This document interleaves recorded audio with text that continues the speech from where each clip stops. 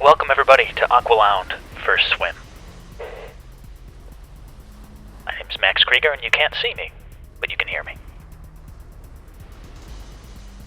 We're going to have a little bit of a first run today of this experimental new project of mine. But first, I guess I should talk a little bit about it. What is Aqualounge? What have I been working on? And what's the idea behind it? This has been in the works since about late 2019, early 2020. For a long time I've been wanting to go on Twitch and really showcase not just games, but art and music. Things that I think are compelling, underseen, interesting, and otherwise contribute to my sense of aesthetic and sense of joy, really. I've been going on and off trying to find a way to do it for years now, obviously, and now I'm here. Hey to everybody in the chat. Good to see everybody here. I do have most alerts turned off. So, noise, bells and whistles, other than the ones I made, will be kept to a minimum.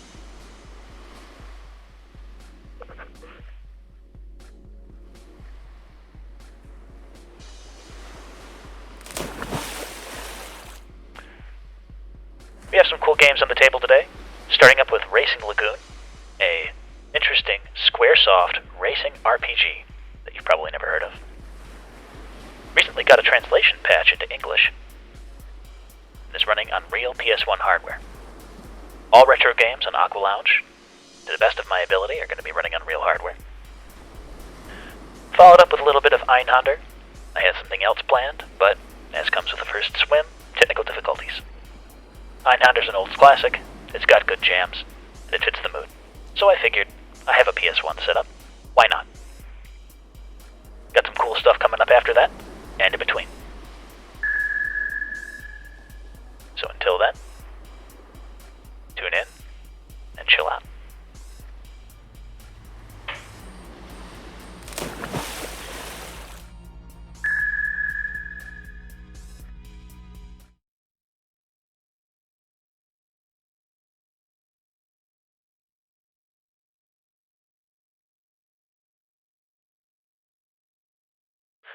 Interesting.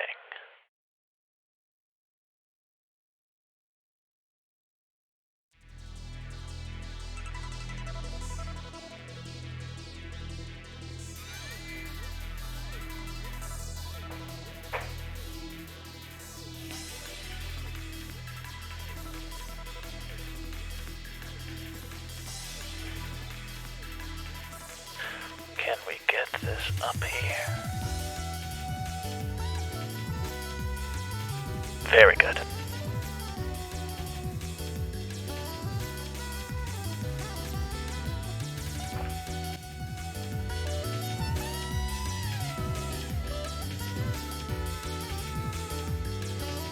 So for those that aren't familiar, Racing Lagoon is an interesting little project from Squaresoft that never came out in the States.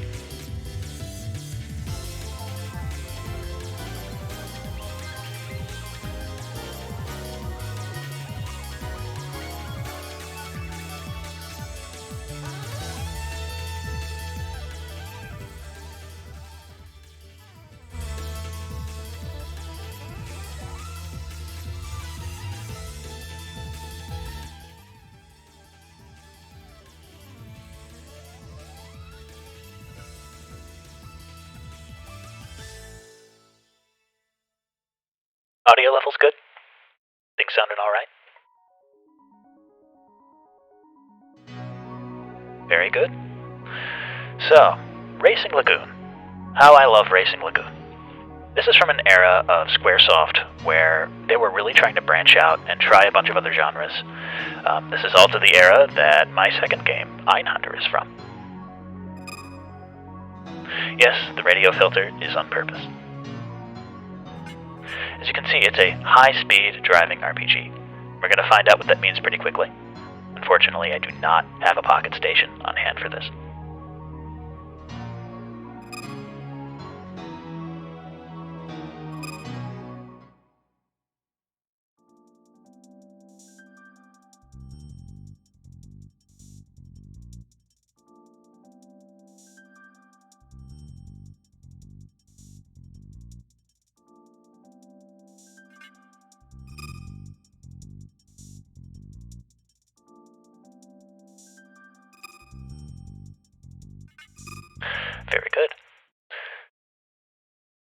really draws on kind of the zeitgeist of Initial D and all of the Tokyo street racing sort of properties that were becoming popular in the 90s.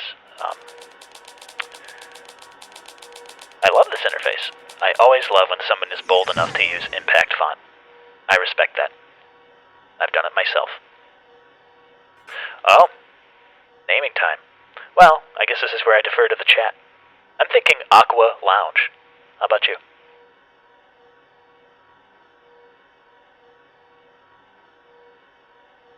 Oh. Well, I guess I'm show, so... Oh no, there we go.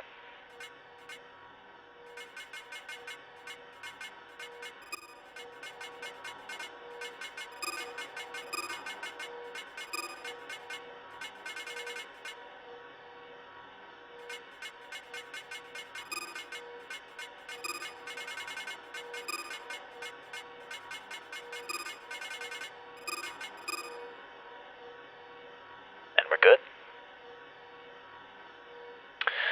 Oh boy, ad blockers, huh? Keep in mind that just like everything else, the Aqualounge website is a work in progress. As you can see at the bottom, there's more cool stuff to come. But for now, simple is best, I think.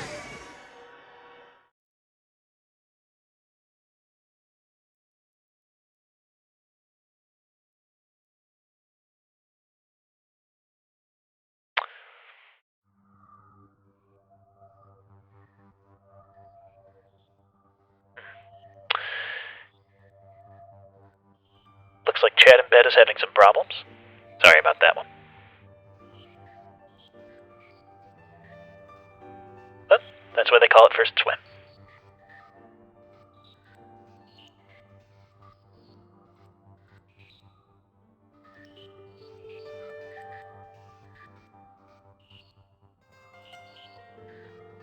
No, I can't believe I've aqua'd this lounge either, frankly.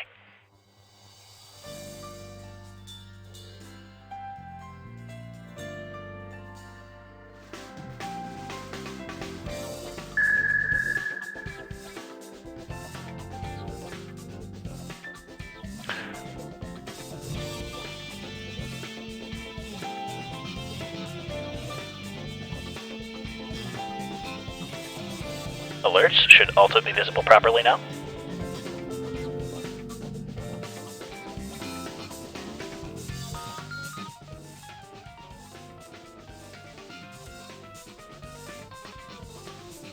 Every time you hear a sonar ping, that's an alert. I don't know, I thought it fit. There we go, beautiful. Not terribly readable, but beautiful.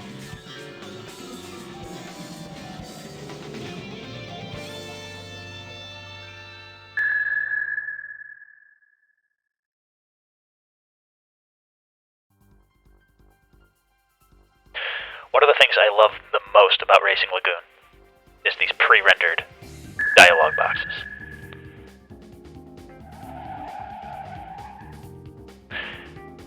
The fan translation for Racing Lagoon, which most certainly did not come out in North America, was completed, I believe, either late last year or early this year. I can't recall.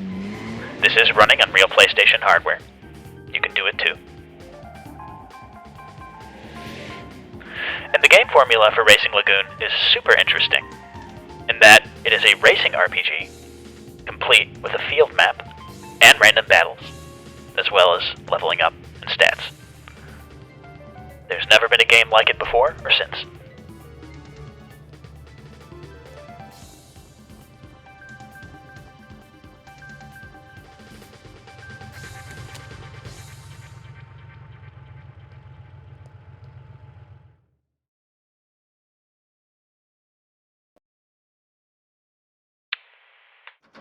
Accidental bubbles.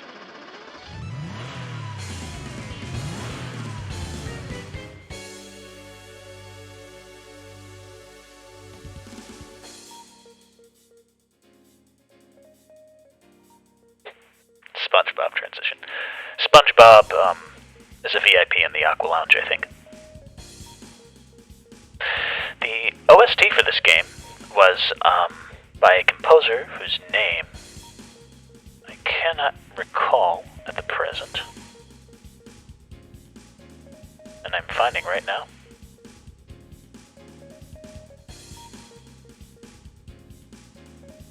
Noriko Matsueda. She is an interesting case in that she was at Squaresoft through Final Fantasy X-2 and did music for this game, Final Fantasy X-2, a personal favorite of mine, The Bouncer, which will most likely make an Aqualounge appearance, and the browser music for Final Fantasy XI. The Play Online Viewer. All of those little soundtrack little bits were composed by Noriko Matsueda, and after Final Fantasy X-2, she vanished.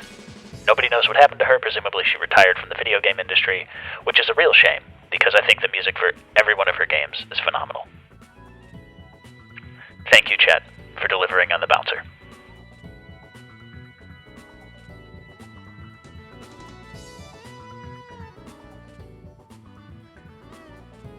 It's true, Kenzo. I can relate to that.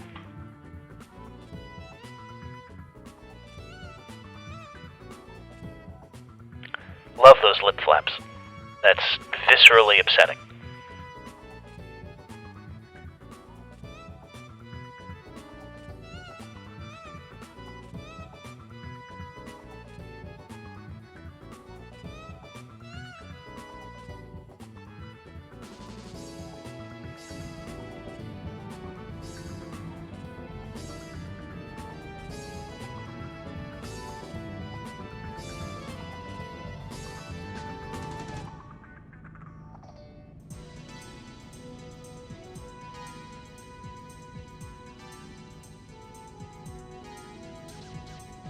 I hope I get to choose the name of my racing team. Oh man, I wish I had that shirt. I wish I had that chain. I wish I had that hair. Thank you to Prince of Lace for following.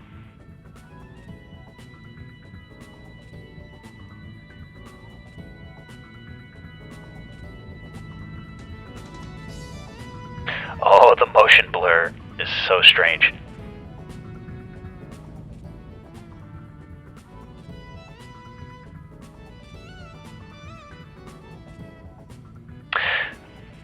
Ooh, the volume's bad on those pinks. Gotcha. I can take care of that, actually.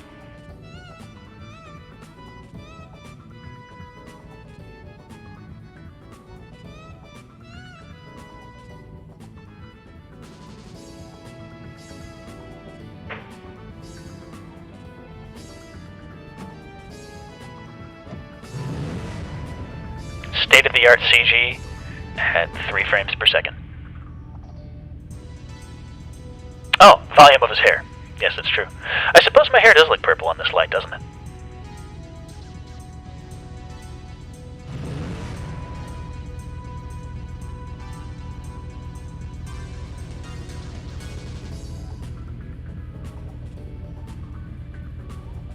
So it's got that sort of deal.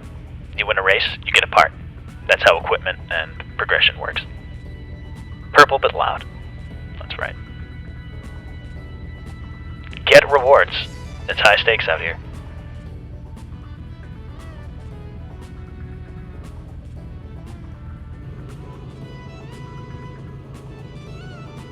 In Night Orange. Maybe I should use get rewards. I have some parts of the website coming that will be relevant to that, and you'll see them later. Capiche spelled with an H.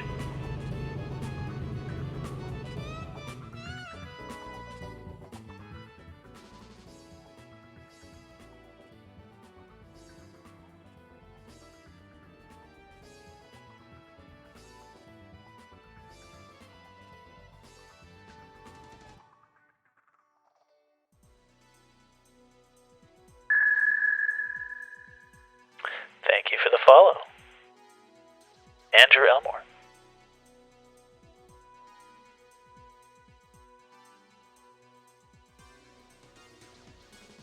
Remember, if it's a bad word in the game, it's okay. According to Twitch, anyway.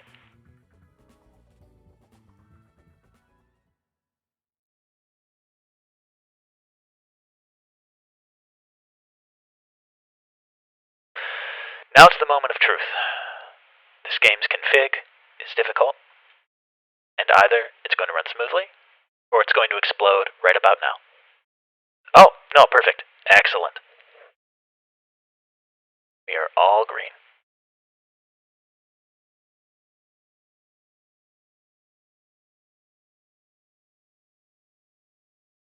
Also quite a looker.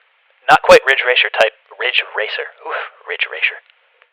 Not quite Ridge Racer type 4, but close.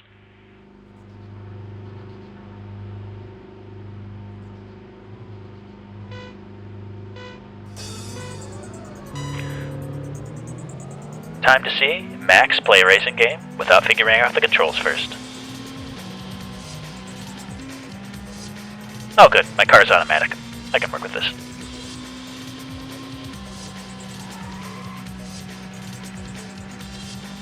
Ooh. By the way, when I promised to showcase video games, I didn't promise to be good at them.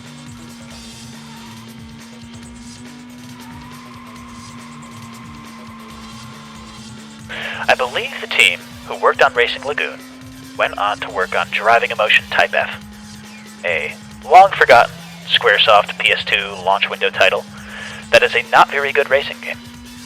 So if the handling in Driving Emotion Type F, or Type S, I can't remember. Ooh, right into the barrier.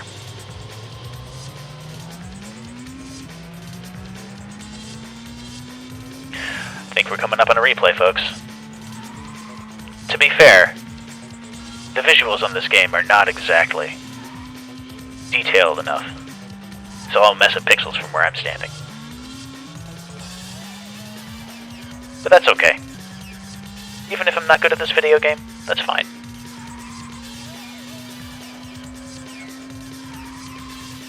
That's what I tell myself anyway.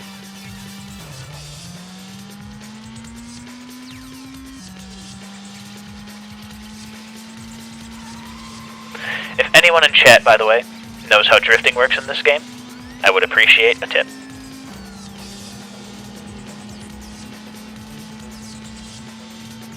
I think I just got lapped. Lovely. Is there a retry? There is a give up.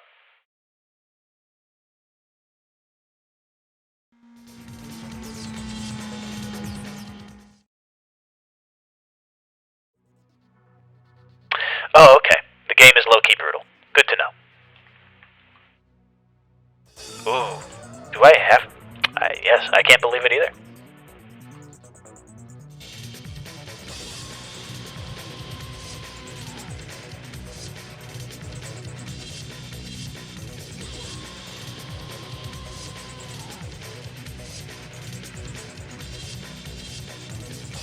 Honestly, I'm enjoying this part much more than actually racing in this game.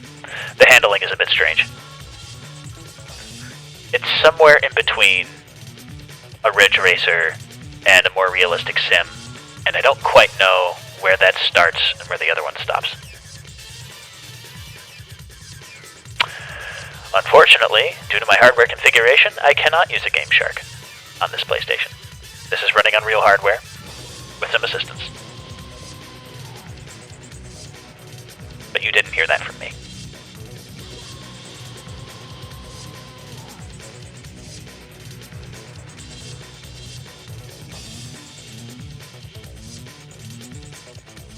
If there's a way to skip this, I don't know.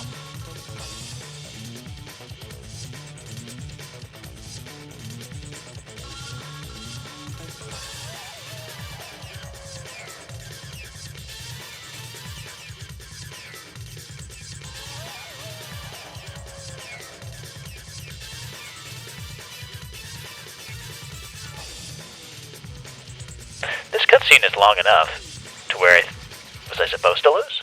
Oh, the guy had a Mishima jawbone. Big Kazuya Mishima energy.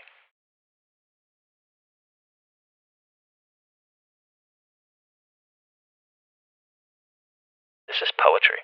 This is absolute poetry.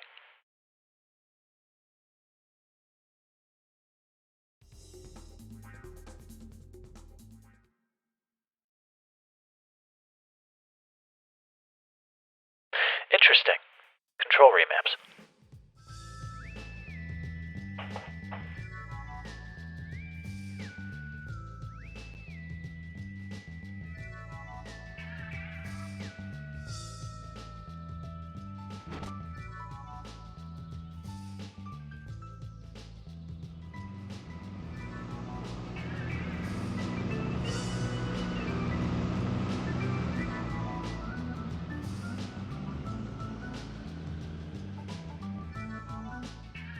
Honestly, I'm enjoying the semi-poetic dialogue much more than the actual racing. This is no Ridge Racer.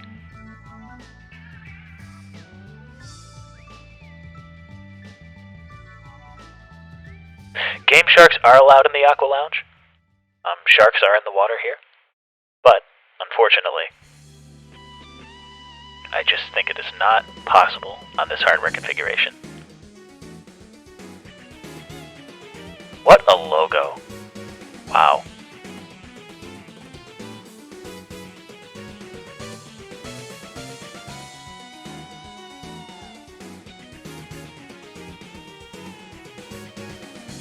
Oh my goodness. This is, Andrew, this is Toriyama?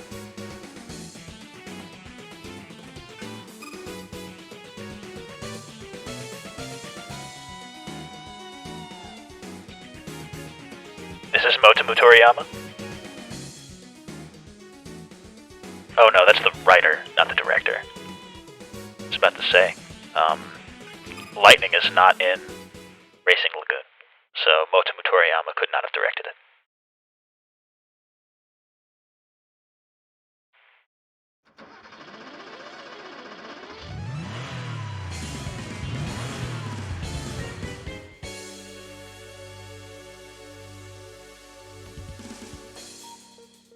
Midnight +1 is 1 a.m.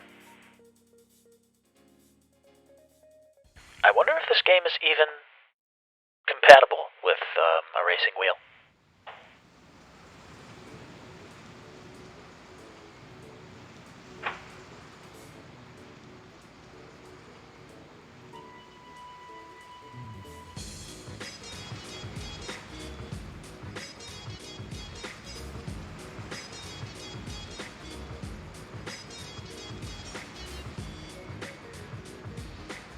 Okay, I believe now chat should archive properly.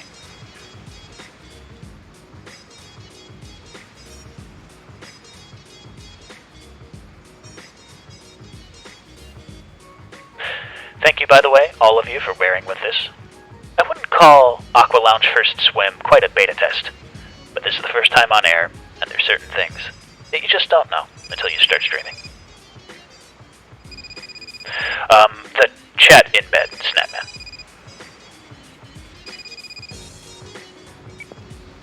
Thank you, so am I. Oh, the cell phone.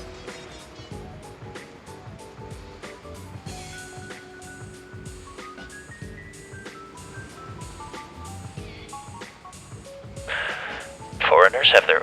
Is there a story here? Do foreigners in Yokohama have their own graveyard? Is there the Gaijin Boneyard?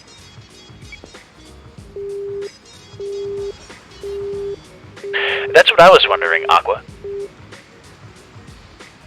It's funny, I named him Aqualounge, but frankly, Aqua's as good a name as any. It is a Squaresoft game after all.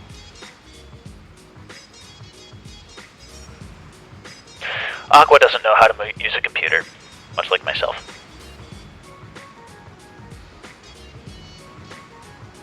Beautiful. Look at that chat box.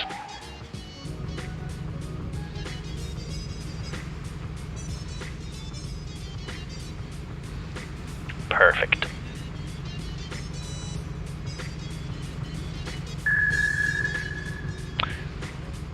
Thank you for the subscription. My car.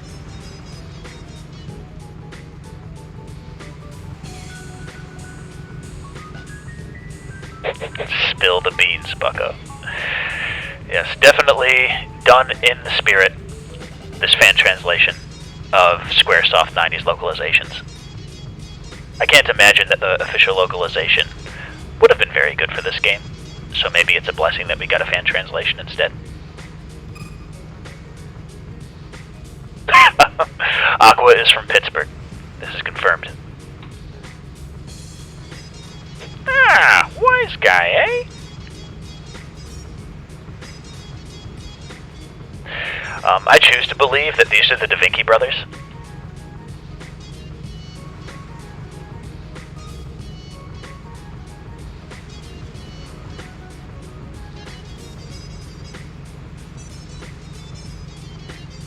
Oh, Shinsuke and Keisuke. That's pretty good.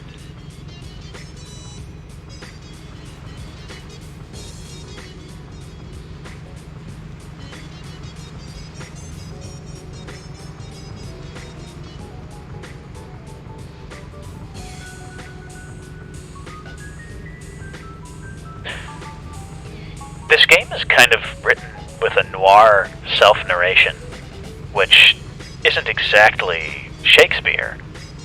But I do appreciate the atmosphere that it creates. It is rather immaculate, and all of the pre-renders that went into this are kind of absurd.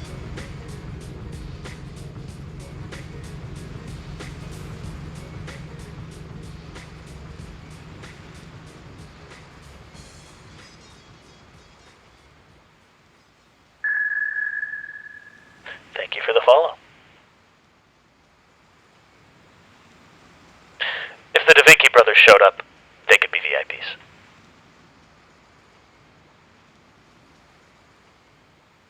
By the way, thoughts on ambient aquatic sounds in the back mix? Yes? No? Maybe?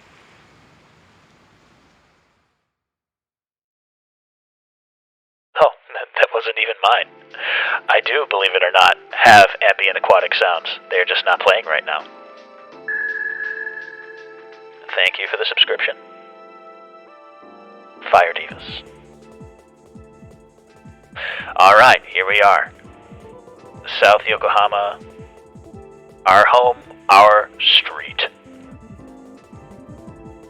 This is the overworld map. It's a giant version of Yokohama where you drive a little bitty car and you run into people on the street just like a random battle encounter in any other Squaresoft JRPG of the time. This frame rate is meager, but effective.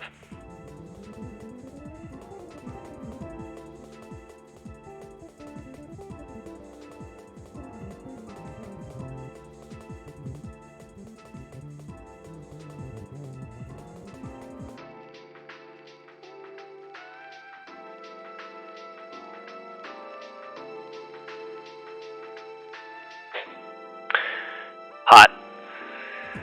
It is hot.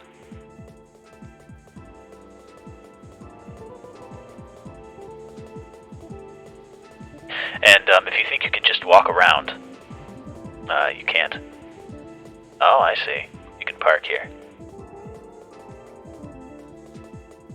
You cannot just walk around. You do have to steer your car like a little micro machine, holding down the accelerator and using tank controls to navigate, even on the world map.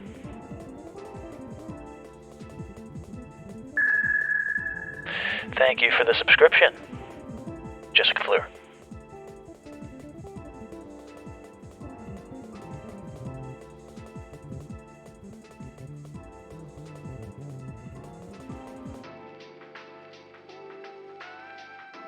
Oh, no. Not my intention. Oh, okay. We get different dialogue. That's good.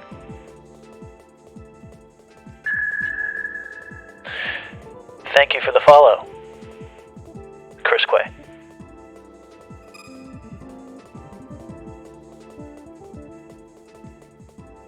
All right, we're off to the Gaijin Boneyard. How to get there? I have no idea.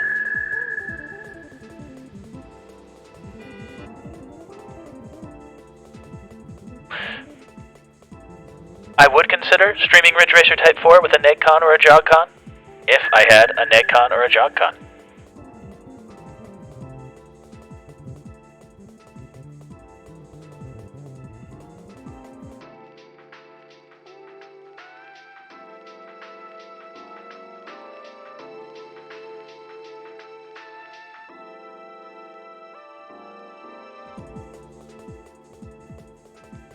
So much information is coming at me at once.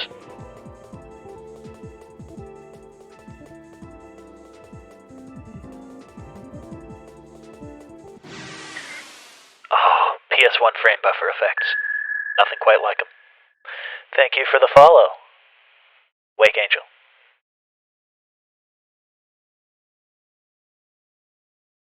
Warrior Unknown and Warrior Lounge. Aqualounge is a lover, not a fighter.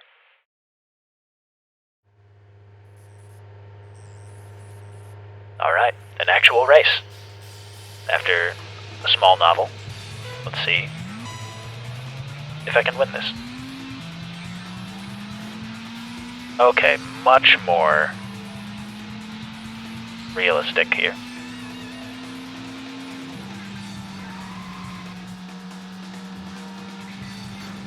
Oh my goodness gracious. Collision physics are not this game's strong suit.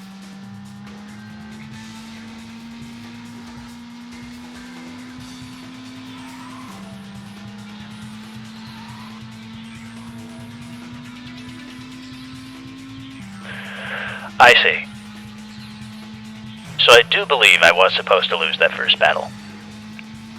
One of those old Squaresoft bait and switches. Frankly, that's a trope that never quite gets old for me, when you're supposed to lose something. Ooh. Forward visibility, though, not exactly this game's strong suit either. When everything in Yokohama has a concrete gray color palette, and all the road barriers are the same, it's not exactly easy to tell what is a wall and what is a curve.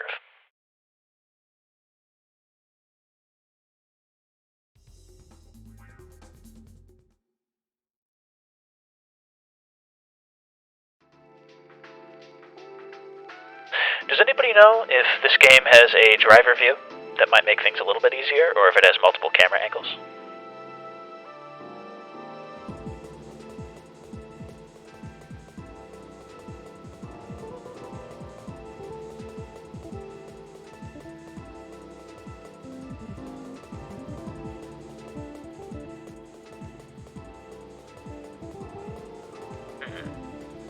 Interesting.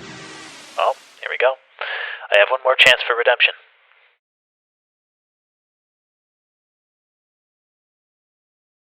Triangle. Thank you. I wish more games had a vertical now loading. Oh, that's beautiful. Look at that. One of the things I love about PS1 games, and for those who somehow aren't familiar, I developed a game called Cross Sneak Plus a couple years ago now. It takes inspiration from games of this sort. Okay, so we just have two views. Not particularly helpful, unfortunately. But yes, Cross Sneak Plus, much like games from this era, uses a fixed resolution and aspect ratio, even on PC. It's a bit of a cheat.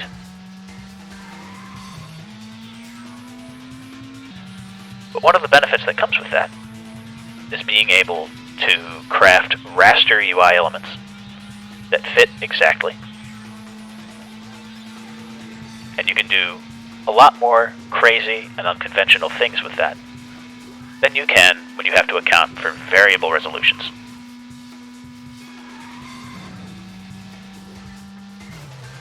Unfortunately, I think my skill at Racing Lagoon means that it's probably time to move on to something I'm a little bit more accustomed to.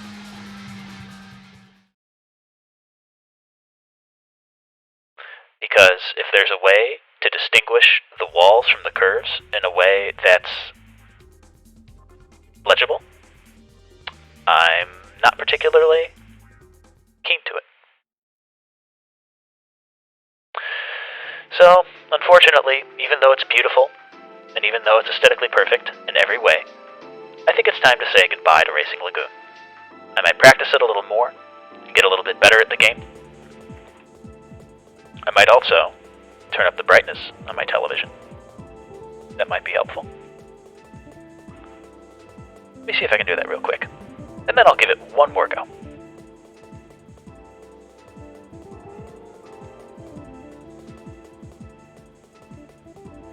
Ah, yes, very good.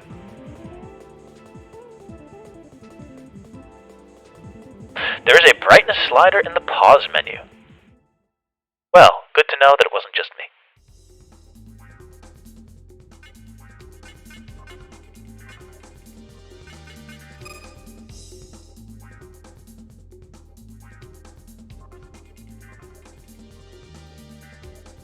This does not look like the pause menu.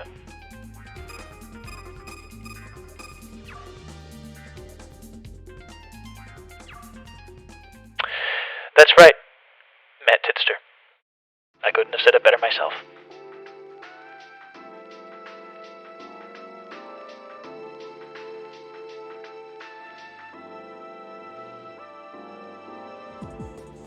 Well, then, I do believe it's time to say goodbye to Racing Lagoon. But don't worry. Like all good things in the Aqualounge, if enough people like it, I get a little better at it. It will be back.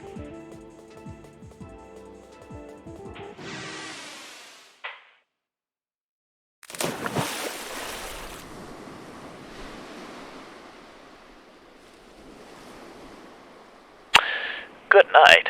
That's not right. We have something else after Einhander. Don't worry. Schedule is just a little bit strange.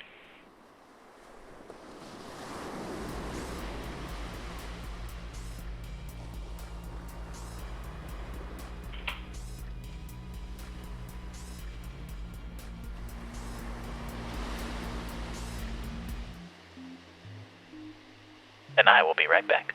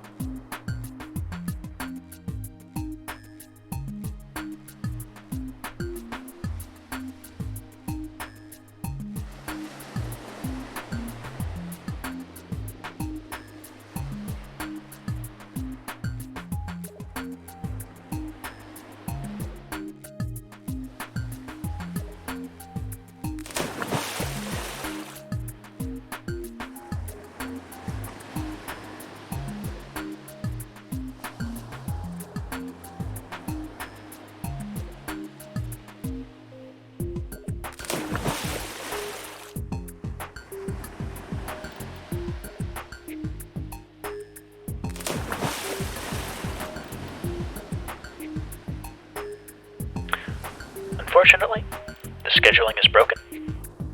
But there is something more exciting coming after Einhander. I guess it will have to just be a secret.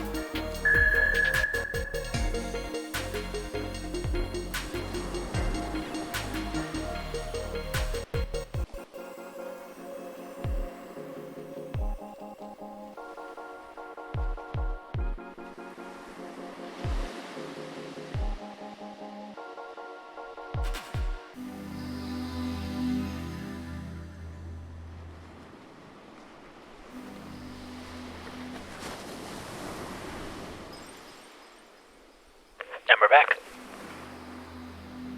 How we doing, everyone? I know things aren't perfect. Some rough edges. But there's a first time for everything, right? We got two things coming up, despite what the schedule will tell you. Einhander is next, followed by an indie game. But let's talk a little bit more about Aqualounge. Thank you to whoever subscribed, who I can't see. Let's talk a little bit more about what Aqualounge is. Aqualounge is a showcase for games, old and new, music, video, animation, art, etc. What ties it all together is a compelling aesthetic, as I put it. It fits what I want to showcase. What I want to go for with Aqualounge is a little bit MTV Liquid Television, a little bit Twitch, and a little bit of curation.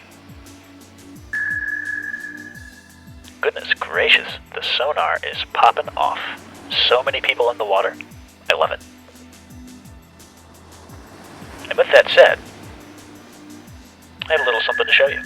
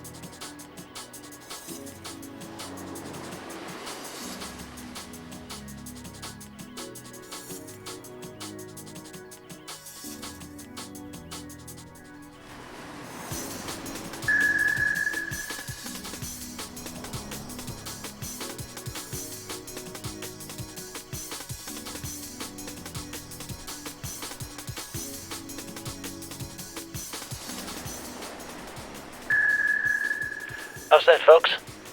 What do you think? That's right, we're going to have music video interstitials between video game sections.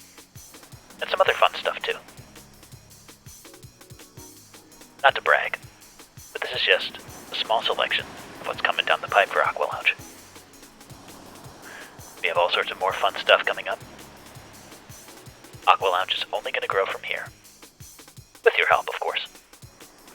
But don't worry about that right now. Subscriptions, donations, etc. Still filling things out. We've got a model coming. We consider the first few Aqualounges on the house. And that's exactly what I want to do, Connor. Things you wouldn't seek out by yourself, but things that are neat. Curation is one of the goals of Aqualounge, as well as having a little fun. That said, I'll repeat this several times. If you know of any artist, musician, animator, etc., whose works should be featured on Aqualounge, send their work off to aqualounge.tv@gmail.com. That's aqualounge.tv@gmail.com. Coming up next, we have a little bit of Einhander. Classic Squaresoft shoot-'em-up. And also, the only Squaresoft shoot-'em-up. Why is that? Somebody tag Vectroid. Tell her to come in here. She knows who I am, and I know who she is, and she's really cool.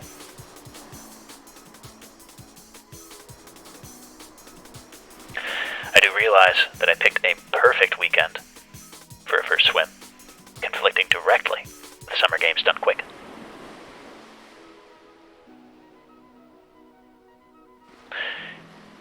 Yeah, Keepy, if you know people who would be a good fit here, by all means, send their stuff in to the Gmail. aqualounge.tv@gmail.com.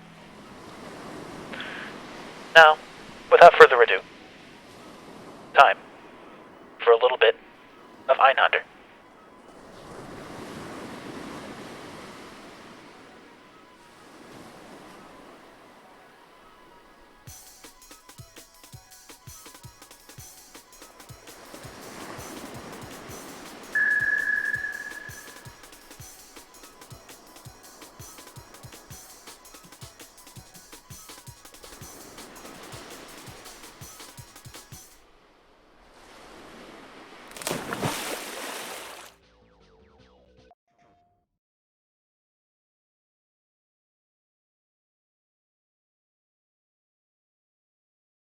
Fun fact, you'll notice this says Sony Computer Entertainment America Presents.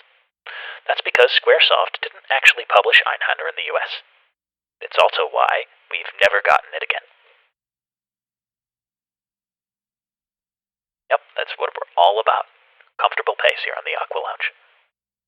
Relaxing, checking out cool stuff, feeling the vibes. You can come in, you can leave. I hope you come back. There was a time in the era of great chaos, when the Earth and the Moon were at war with each other.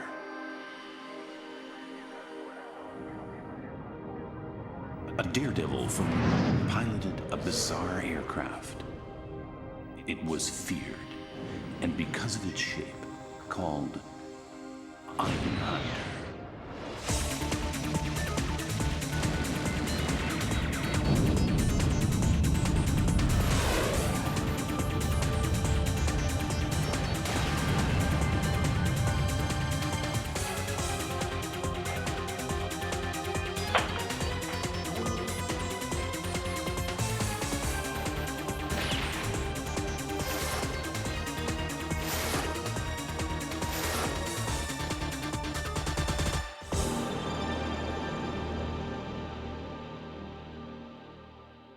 about that? What an intro, huh? Einhander's composer, Kenichiro Fukui. Went on to do a few other games. Believe he left Squaresoft to go teach. And if I do recall, he's recently been back. I think he contributed to Final Fantasy VII Remake soundtrack? I don't know if that's correct. There are some flashing lights, Connor. Not super. I think use your discretion if you feel like it's not the case, but I don't believe Einhander, other than that intro, is particularly photosensitive. Warning. Moogle is not the difficulty. Moogle is my save file. Although, I wonder what Einhander would be like on Moogle difficulty. It's probably really hard for a Moogle to fly a starship, especially one with a manipulator arm. Manipulator arm, that's the whole shtick of this game, and it's a really good one. You can see these set weapons, machine guns, and gun pods at the bottom here. You can pick just between a few fighters at the start. I'm going to pick the standard. And the whole idea is... Oh, all sorts of follows. Thank you so much. I'm loving hearing that sonar ping. If it gets grating, let me know. I can always change the sound to something else. You know, I could go on about it here on the pause screen. Oh yes, absolutely. You can get a trans rights from the Aquamax. Happy Pride, trans rights are human rights, bodily autonomy rights are human rights, etc. The only people who aren't welcome in the Aqualounge are fascists and TERFs and transphobes and all those nasty people.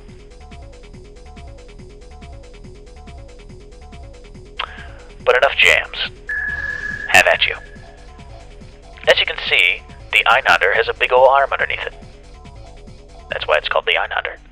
And I got a couple weapons to start with. This is a game I actually have played before, unlike Racing Lagoon. So maybe I'll do a little better. We'll see. Rough waters for transphobes, indeed.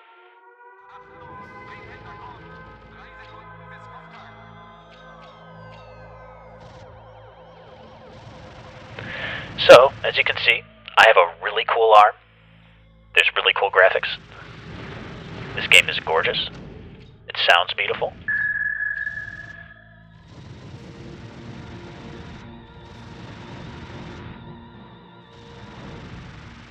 Give me just a moment here. I am going to turn up the brightness on my television set.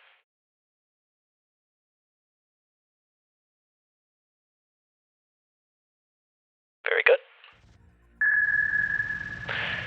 So many sonar pings that I cannot look at right now. But I love you all. Thank you for being here.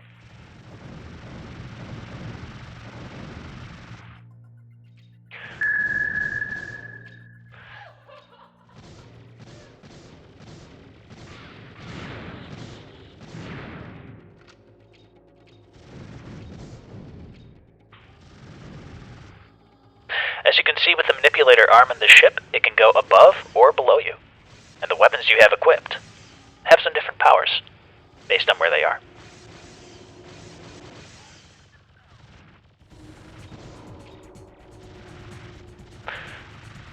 This is a great example.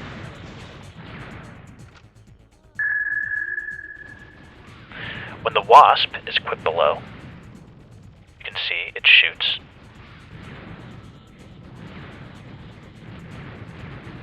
Oh, gracious me.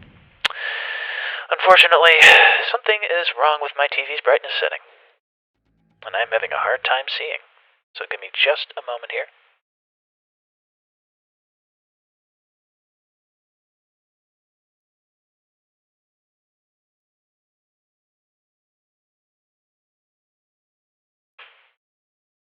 No gamma in-game? No. This is the PlayStation 1. Unfortunately, things like gamma were not really gamer accessible at that point.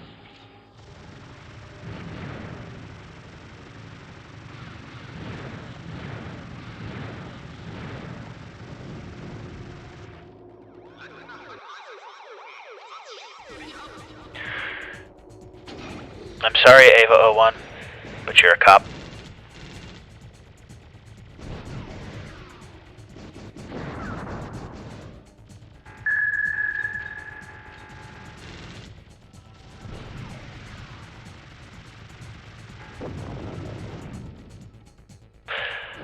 Fun fact, there is a route split there at the point of the game. Depending on how you attack that boss, you can either take a branch through stage 1, where you go to the bottom of the city into the slums, or you can stay up here. It depends on what part of the boss you destroy. Einhander is absolutely littered with stuff like that, and it's one of the reasons why this game's a favorite.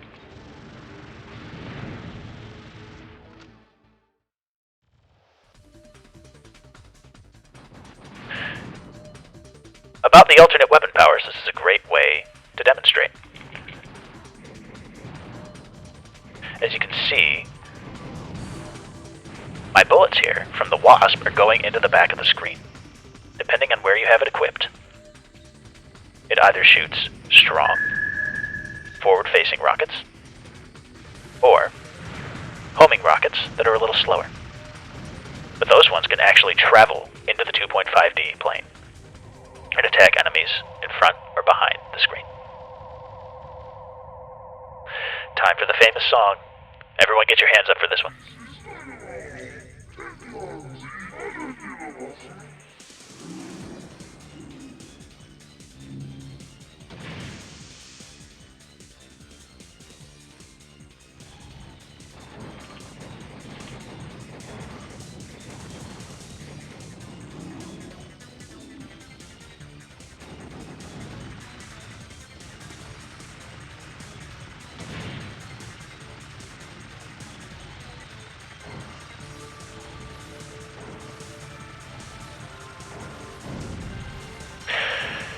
The bosses also have different stages, depending on which parts of them you destroy first.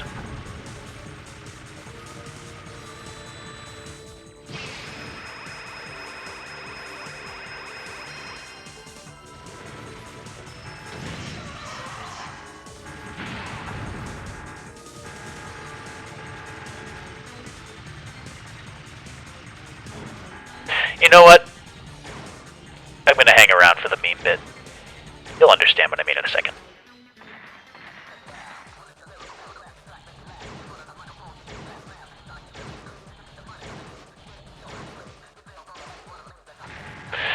This rap sample was the subject of long searching by the video game music community. Everybody wanted to know where it came from, and it was eventually tracked down. But one of the things that's really cool about it, this little speed rap in the background, is that it's appeared in tons of different games. It was off of one hip-hop sample CD, and it was found in, at least half a dozen. I just like to think... Oh, don't mean to interrupt. The armored trains were discovered leaving the city on their way to the east. Pursue them and locate the enemy supply route.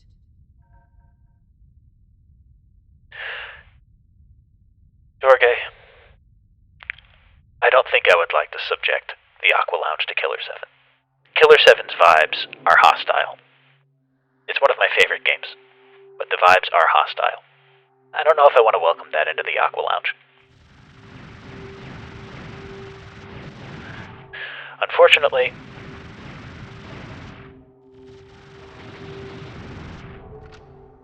this game is quite intense. It is a shmup after all. And so, I might not be as responsive as I'd like. I would like to meet a player who can watch chat and play a shmup at the same time, because it's not me.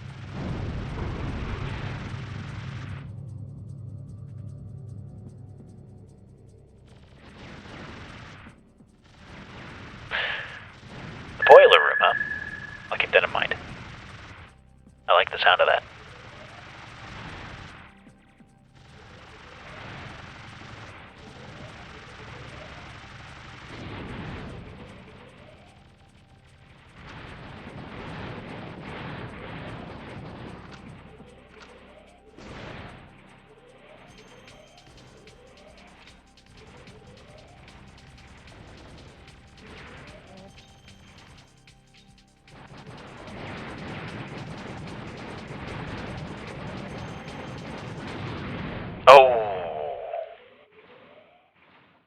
unfortunate.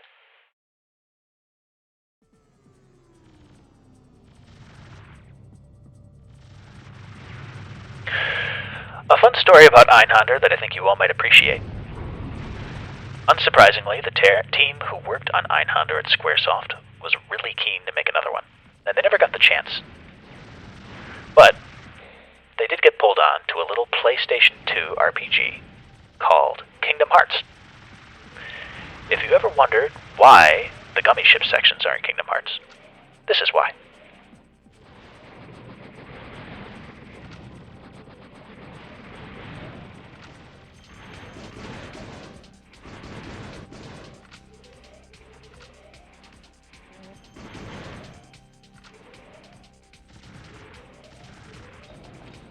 Ooh, Redden's Kisser again.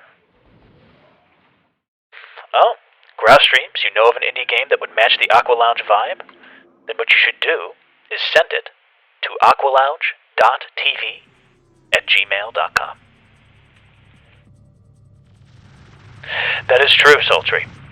For those who don't know, the Einhander ship has shown up as a boss in several modern Square Enix games, rather. We're not in the Squaresoft era anymore. Oh, how I wish we were. Showed up in Kingdom Hearts 3. Showed up as a boss in World of Final Fantasy. And I believe is even available as a boss in Final Fantasy 14. But that's not surprising. They put everything... Oh! I ran right into that.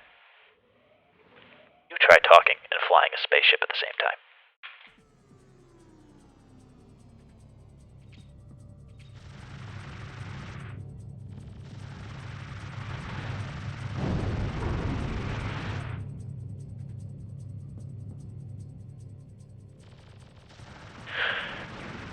Yes.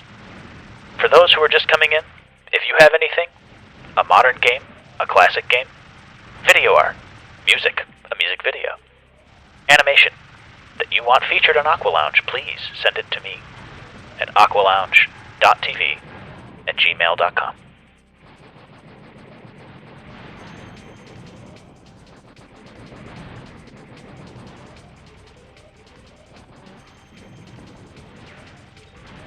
Ooh. Oh, yeah.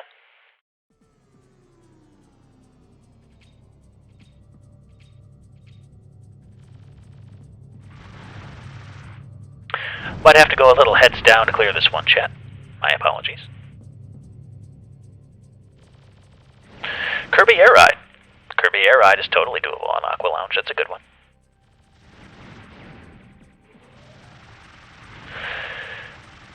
As for retro game systems I have available currently... Ooh, we got a new follow. Unfortunately, I'm in the middle of blasting these folks, or I would see who it is, and thank them, gratuitously.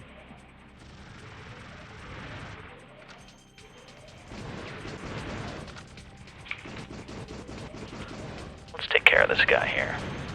There we go. That should be a little easier.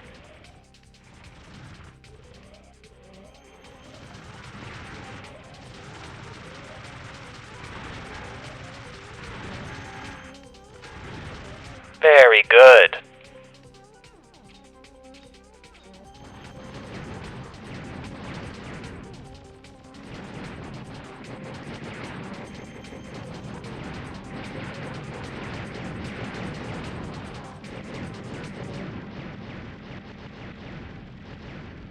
As you can see, by that close shave I just had, just for that little extra mechanical depth, the Einhander's manipulator arm does block bullets. Extremely skilled players will be able to stop bullets with it, and I'm not one of them.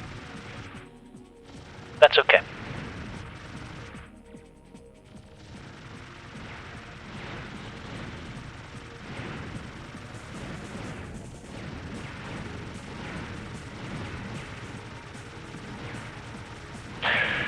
Yes, regarding retro hardware, I have several retro systems currently available to peruse the libraries of. Those include PlayStation 1, PlayStation 2, Sega Dreamcast, Sega Saturn, Nintendo GameCube, original Xbox, Nintendo Wii.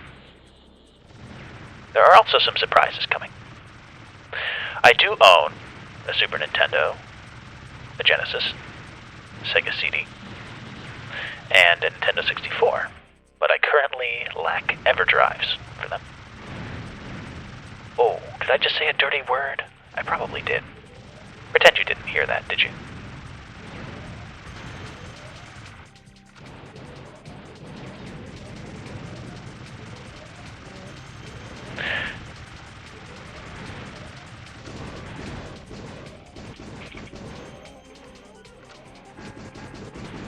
Very good. Now I understand the secret of that boss. Bombastic and Devil Dice. Great choices. Yes, please send those all to aqualounge.tv@gmail.com.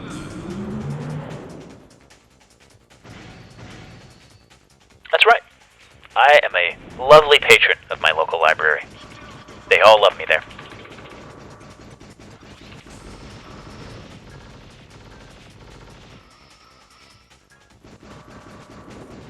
Oh, that was gnarly.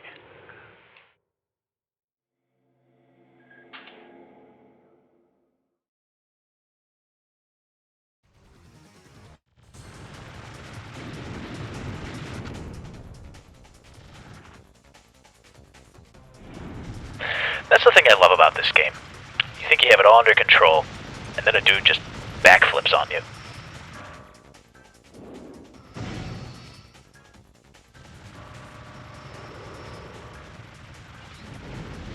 Oh. Yeah, it's been a long time since I've played this. I wasn't expecting that car to have hops either.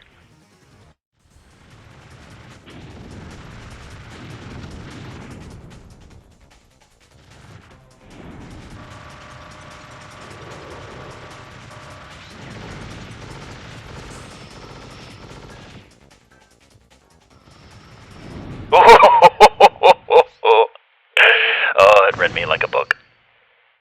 Aqualounge.tv@gmail.com, that's correct.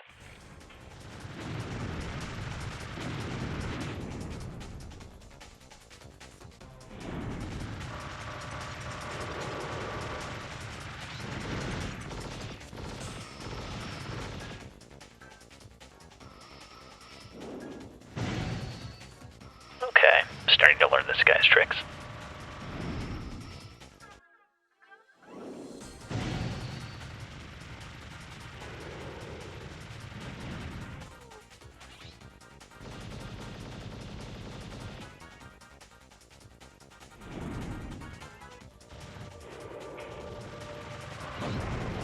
Nice.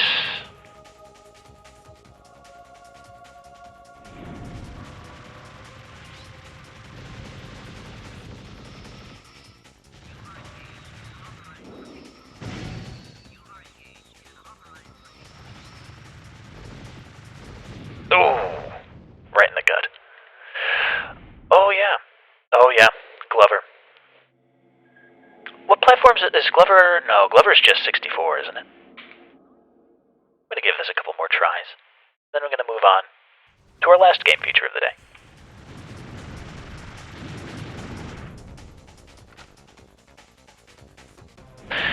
This is true.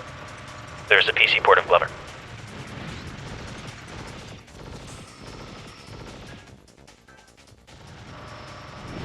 Oh, no, that was my fault. PC port's got problems, unfortunate.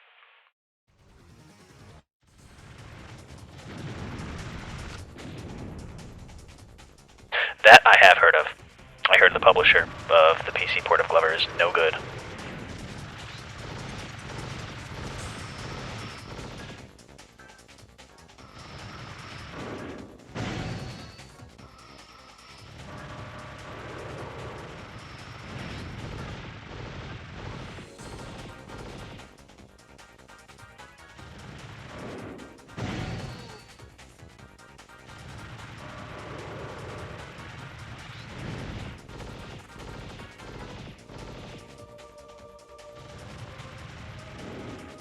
Oh. Well, I think this might be a sign. I'll wait till I go out of this continue. I think this might be a sign that it's time to move on. That's okay. As far as continuous streaming, serializing games on Aqualounge, that's not really my plan. I might go back to a game if it's really liked, or if people request it. But my goal with Aqualounge is more or less to showcase, introduce people to stuff that they might not know about. Even if I'm not very good at it, as you can see. Well, what do we think, chat? Time to move on, or should I give it one more go?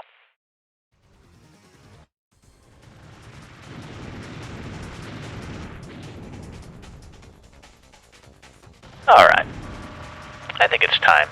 I'll wait till my next death. And there it is. Think it's time to do something else, huh?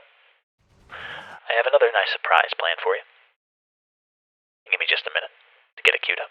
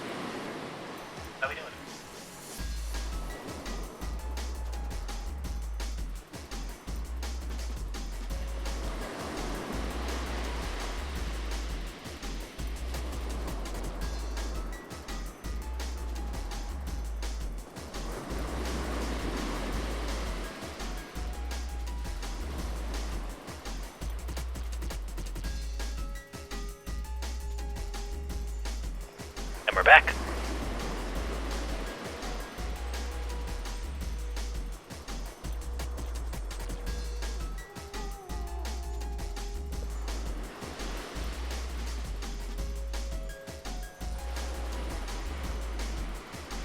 How we doing, folks? Lemon iced tea. Sounds good. Fortunately, I'm underwater, so I can't really drink a whole lot right now. But I got all the water I need. Rule number 1 of the Aqualounge: always stay hydrated. Got one more game coming up for you. Despite what the schedule... Oh, another accidental splash. But that's okay. Splashes are good.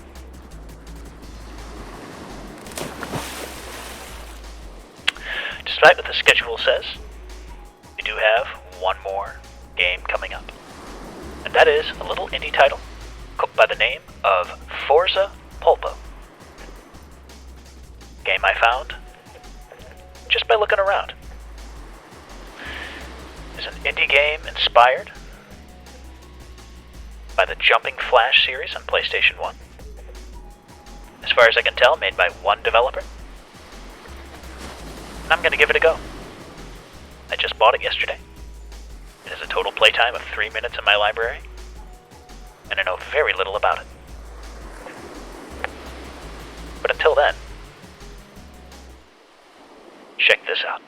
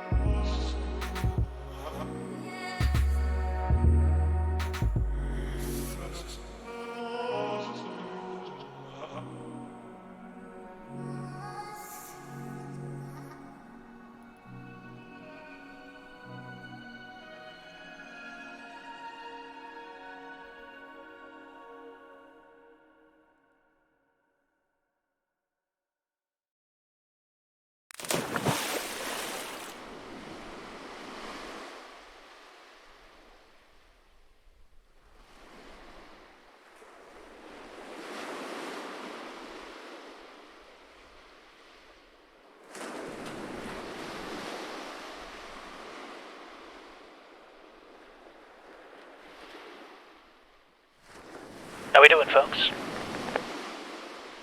It's time for some Forza Polpo. A game I know very little about, other than it looks really cool.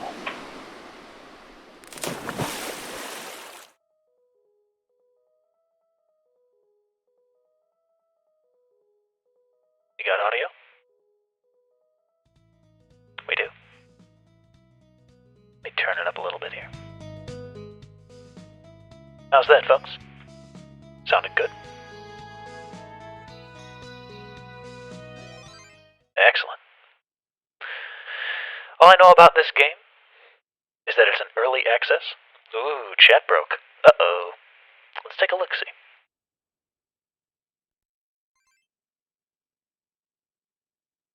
That's alright. Nothing that I can't fix.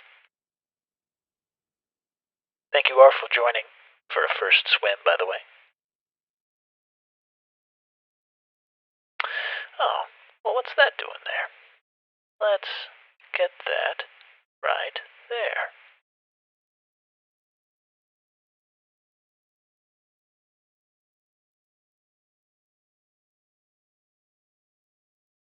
Isn't that beautiful? Whoops. Gotta love early access.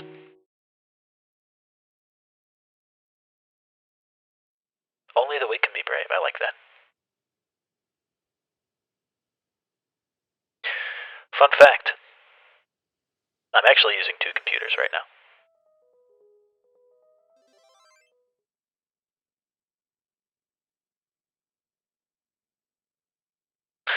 Nice. Yeah, that is the funny number. The funny number has been spotted.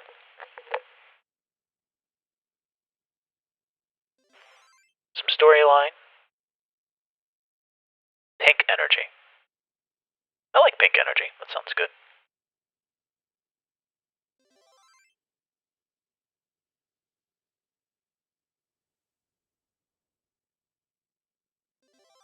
Oh. Turns out pink energy is not good. There's a lot of exposition going on here.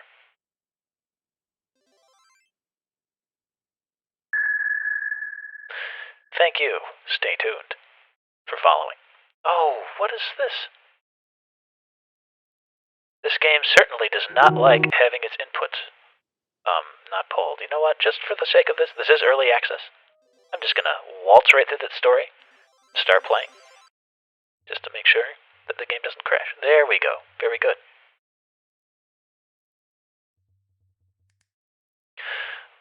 So the reason I picked this game is that it reminded me of Jumping Flash, a game which I don't know if any of you are familiar with. Jumping Flash is a first-person platformer on PlayStation 1. That's a dear favorite of mine. As soon as I saw this, it looked like a really cute spiritual successor to Jumping Flash. So we're going to give it a try.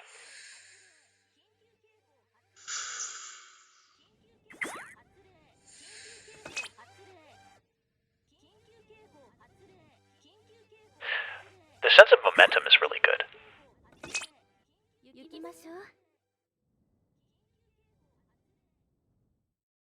Physics are a little floaty. Oh! Uh-oh. This is not what happened when I tried running the game. Well, we'll see if we'll be able to do this. See if there's an option.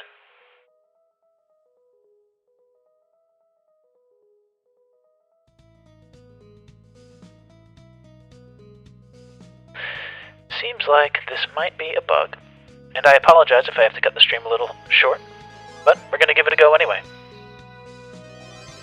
Let's see if I can do Forza Polpo really quickly.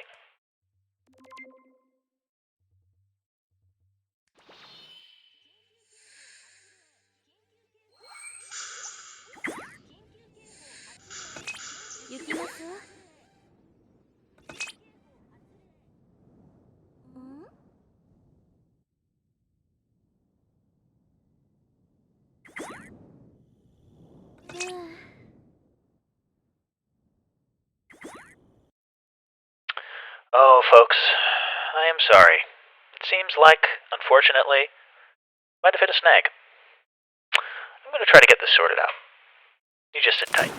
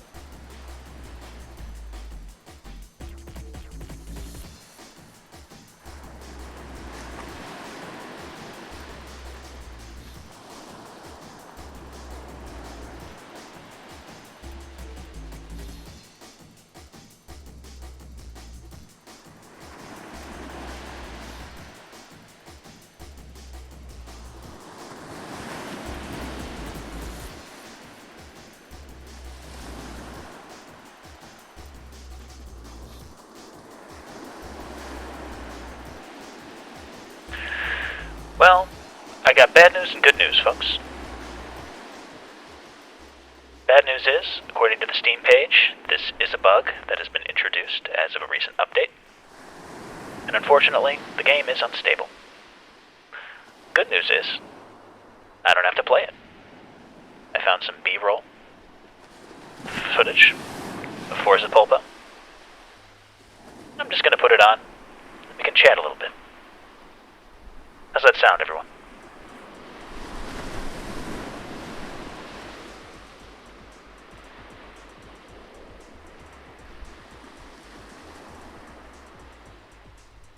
Very good. I'll have it up and running in a minute. And thank you in advance to Hewster101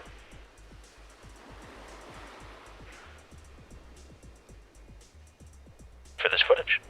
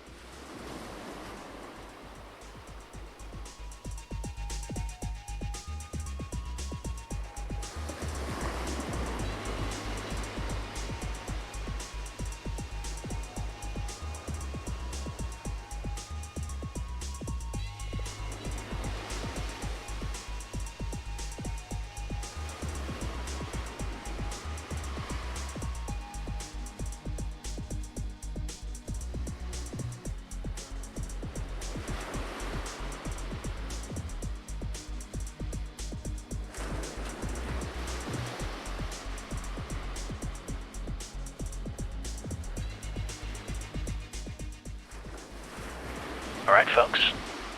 We're ready. Let's give it a go.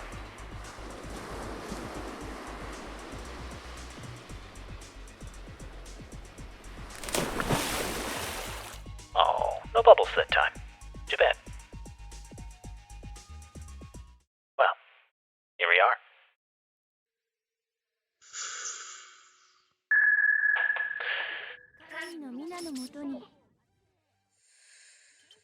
So Forza Polpo is inspired heavily by Jumping Flash, a PS1 first-person platformer.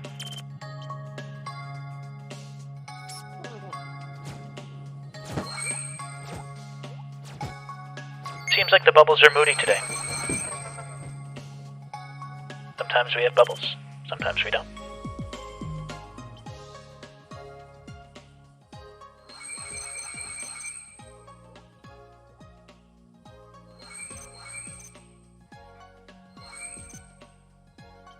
So just like Jumping Flash on PS1, which inspired this game, it gives you the interesting challenge of platforming in first person with some projectiles.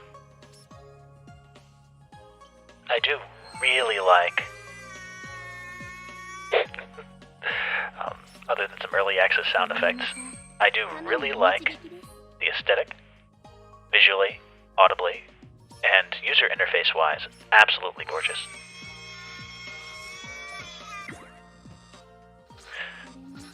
I always was fascinated with the idea of first-person jumping. For those who are first coming in, the name of this game is Forza Polpo. That's F-O-R-Z-A-P-O-L-P-O.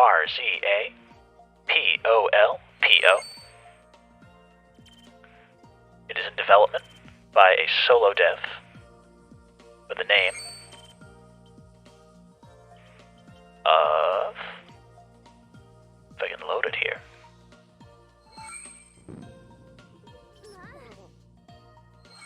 Store page. Monte Gallo is the name of the developer, who I believe is a solo developer. Unfortunately, this is B-roll that we're running right now. It's not me playing the game. I wish it was. The current game is unstable on my system, and it turns out that that's not my problem. It's a bug as of the latest update. But don't let that deter you from checking it out. Might be system specific. I don't really know.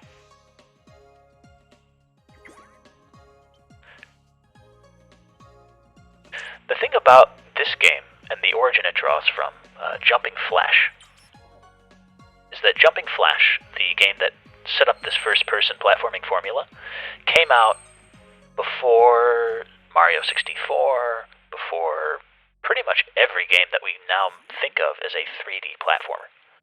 And Jumping Flash and this game have a totally different approach to navigating space and platforming in 3D. It's like a convergent, or a divergent rather, evolution of 3D platforming. And it's always something that I've wanted to explore, and I'm really glad to see another indie title doing it, especially so stylishly. Thank you, DMail103, for the link. Everybody can check this out.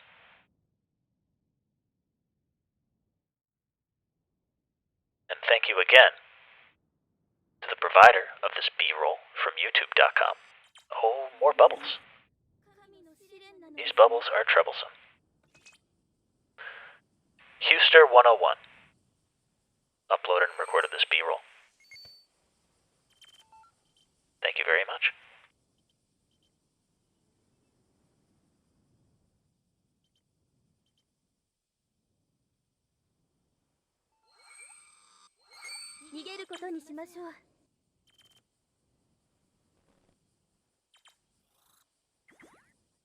This has been a disclaimer for everybody watching. This is Aqualounge First Swim, emphasis on first. The tech powering this stream is ridiculously convoluted, frankly. Lots of moving parts. About 4 or 5 different programs. Sometimes things work. Sometimes they work less. But the vibe is here, and that's what matters.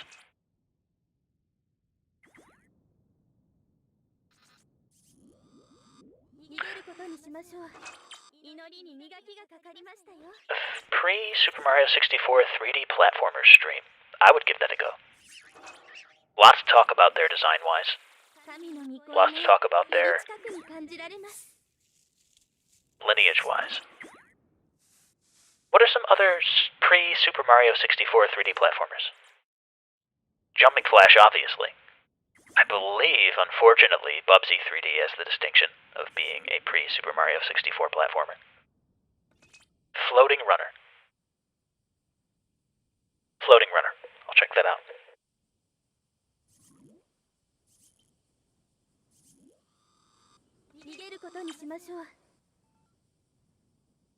I really like the color palette in this game. The post effects are very good, and I think my favorite part of all is the floating. I think it's underwater. Looks like it has underwater speckles. Bubsy is not allowed in the pool. Absolutely not. Alpha waves, there we go. Bubsy's vibes would pollute the Aqualounge.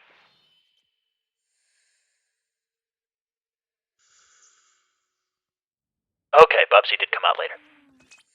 That's even more unfortunate. That means it was in development concurrently. You know what? I think, to make up for a little bit of the time we lost, let's check out some Jumping Flash. How about that, chat? I'm going to take a look at this Forza Polpo for a little longer. Then we can check out some Jumping Flash. It's right here.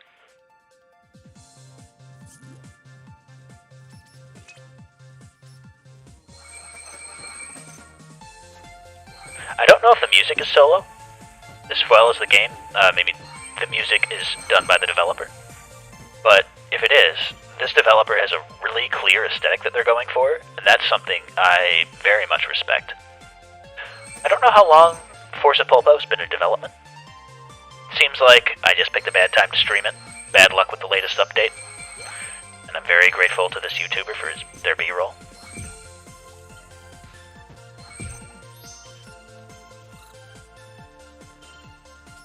Regardless, if you have any other indie games that you think would be a good fit based on what you've seen here today, I highly encourage you to send them to aqualounge.tv@gmail.com. The more cool stuff you send, the more cool stuff I feature.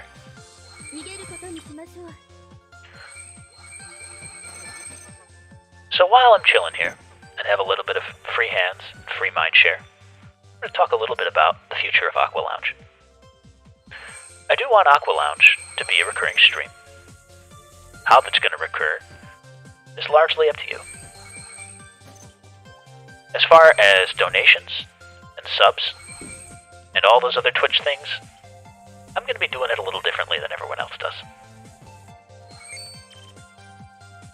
Rather than having a set stream schedule, here's my proposal. Through any funding available, through Twitch donations, through Patreon, through Coffee, etc., I'm going to set up a stream pot. A little donation box with a little bar. When that bar fills up, I will schedule another Aqualounge stream filled with all the good stuff that you send me in.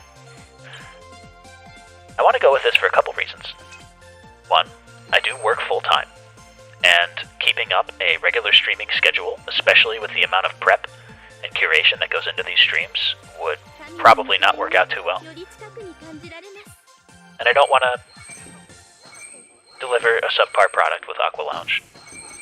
I put a lot of thought into this initial stream, and I want to put more thought into what I run in the future. I want to take time to gather up and go through a lot of cool suggestions to find stuff that's really off the beaten path. And so, I'm considering this kind of an a la carte streaming model. This is up for modification, feedback, it's flexible, but that's kind of what I had in mind. Essentially the flow being that I have a stream donations pot. Once it fills up, I schedule an Aqualounge stream for the nearest Sunday, I think is the day that works best for me. There we go. run the process over again. I know that's a little different than what we're used to on Twitch, but I would encourage folks to think of this as not so much a regular stream as it is kind of a Twitch podcast, I suppose. And a new episode comes out when it's ready, and when everyone's ready for it. And the other part I like about that is that if folks aren't really feeling it, or if there's a downtime where donations don't come in, that's okay. If folks want to see it, and they put a little money in the pot, and it's not going to be too much, I don't think. And we have it back to back to back to back, Sunday after Sunday after Sunday. That's a really good problem for me to have, because it means people are really interested. So it will help me gauge how engaged folks are, and where Aqualounge should go from here. But of course, right now, still in first swim territory. I think we're going to be that way for at least one more, if not two more streams. And consider those on the house. I'll do them when they're ready. And continue to get things up and running on the website. There's some cool stuff coming down the pipe that you're all going to like. And there are some more features on the stream. I showed today, frankly, half of what I had planned.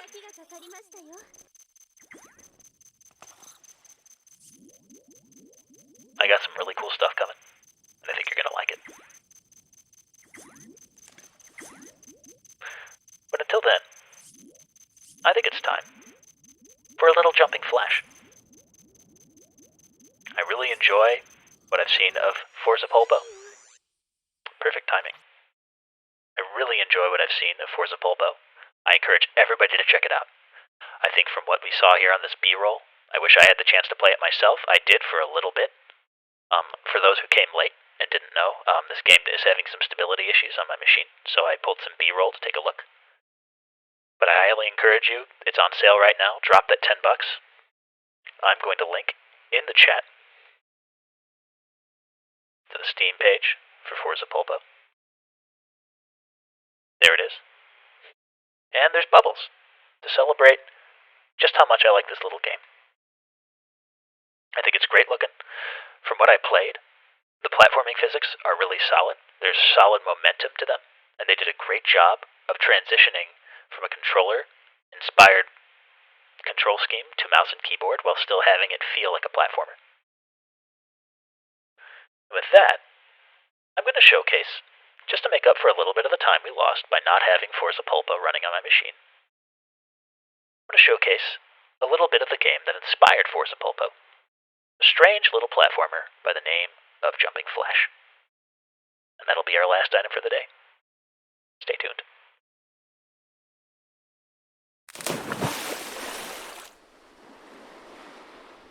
Oh.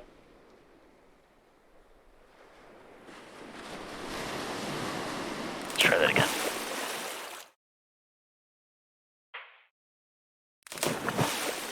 There we go. Growing pains. You gotta love them.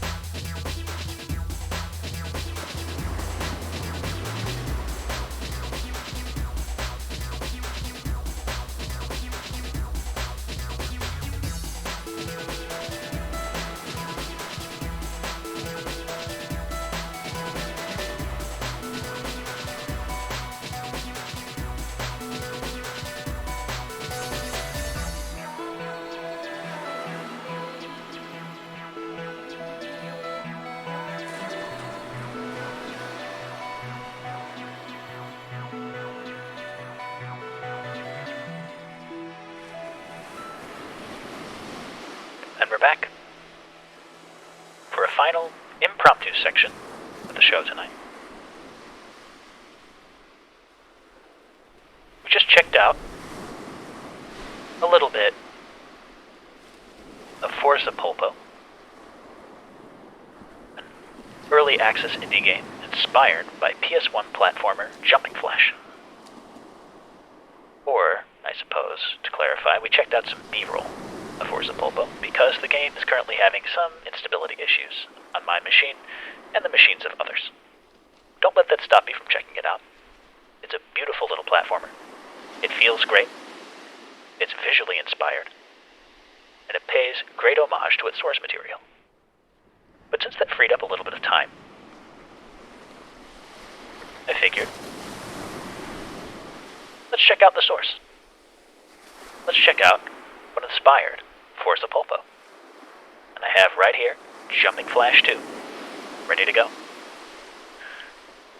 But before we continue, I'm going to answer a question from the chat. My PS1 video capture setup is a RetroTink 5X Pro feeding into an EVGA XR1 Pro USB-C capture card. The RetroTink 5X is the best retro upscaler on the market to date. I highly encourage everybody to check it out. It's not cheap, but once you have it, you'll have it for life. Also, needless to say, if there are any indie games, indie music, indie video, animation, music videos, etc., that you think would fit well on Aqualounge, please send them my way at aqualounge.tv@gmail.com. And with that, let's have a little bit surprise Jumping Flash.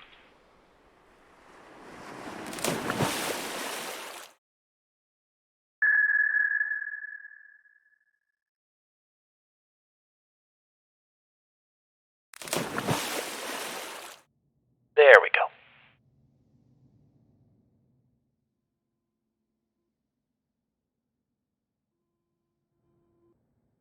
Awfully quiet. Hello, hello. Yeah. Are you the person whom is in charge of the Universal City Hall? Good. This is the mad scientist Baron Aloha talking to you. Listen, Domkov, I have question for simple favor. In the backwater reaches of the galaxy lies a tiny planet known as Little Moo that is used by Baron Aloha as his secret hideout. The Baron returned to his home away from home to rejuvenate from a recent beating he took at the hands of the feet of that heroic battle buddy known as Robert. He was in the process of inventing a better, stronger, more absurd way to overthrow the universe when Little Moo is visited by a stranger. In fact, there is nothing stranger in the universe than the creature known only as Captain Kabuki. Tipping the scales at a whopping 220 bazillion tons, he uses a kung fu grip It is club shit up. Chicago to shred Little Absolutely. Moo and add it to his fantastic collection of bottled wonderlands. Using his keen sense of villain timing, Baron Aloha hastily departs the scene and lands upon a small asteroid. Unable to cope with the monstrosity that is Kabuki, he calls Universal City Hall and begs for help as his beloved hideaway is made into so much Swiss cheese. After listening to the Baron's plight, the interstellar dispenser of justice decides to send the only being capable of dealing with a menace such as Captain Kabuki, the freedom-loving, robo-heroic Robert. Chewed up and ready to go the distance, Robert leaps to the scene. Yeah, they did have some fun. Flash 2. They did have some. Trouble in Little Moo. They did have some fun localizing this, didn't they? We're checking out Jumping Flash 2, just because I think it looks a little more striking than the original, but it's very, very, very similar to the first Jumping Flash. If you were in for the last section when we checked out current early access indie game Forza Polpo, you'll know that this game inspired Forza Polpo, and that they are both first-person platformers where you control a funny little robot that looks like an animal. And now we're going to see ours. There he is. I love that little guy.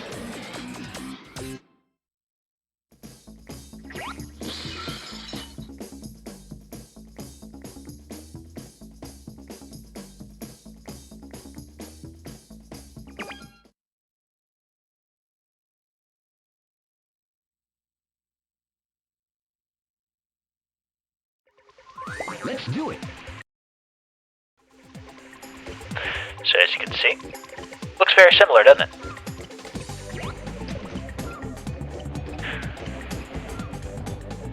More beachy vibes, always a good thing.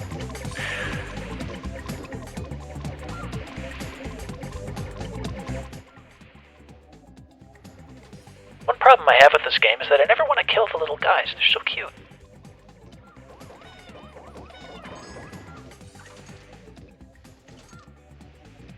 Also, I do apologize if there's been any audio weirdness today. Still have a couple things to work out on this first swim. But that's okay. I'll be back.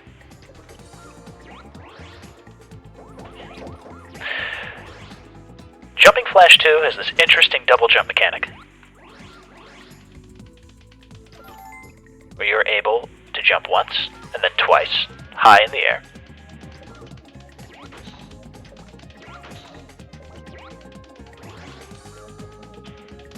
And on your second jump,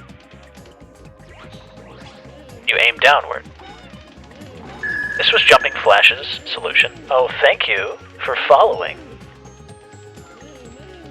Bjork and Fork.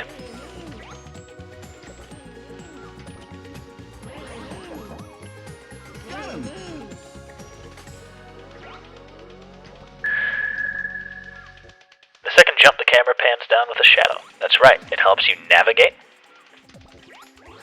and aim your jumps as well as land on enemies. A really interesting and kind of convergent evolutionary sort of deal when compared to your standard 3D platformers like Mario 64, Banjo-Kazooie, et al. From this era. This is what 3D platformers could have been like in a world where Mario 64 didn't exist. And I like to think about that.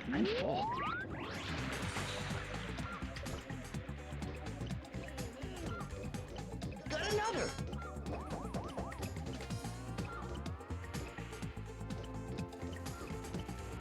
Also, the kind of free-floating, surreal nature of Jumping Flash lends itself pretty well to the PS1, which wasn't exactly as well equipped to handle big open environments like Mario 64. If anything, Jumping Flash reminds me a bit of Ape Escape, which would come a bit later, in terms of aesthetic and level layout. Although Ape Escape does a little bit more of a better job trying to tie everything together, but oh, you can jump 3 times in the first one. Let me see if I can do that. We do have underwater gaming. Oh yeah, you can. You can jump 3 times. I stand corrected.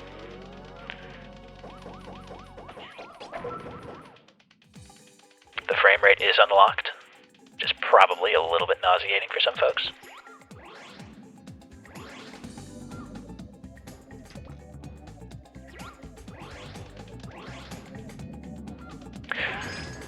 It's such an interesting part of, I don't know, game mechanics semiotics, right? I'm so used to a double jump, I didn't even think of pressing the button a 3rd time. Stop. Hammer time. Aqua time, probably. No, I don't think I want a hammer.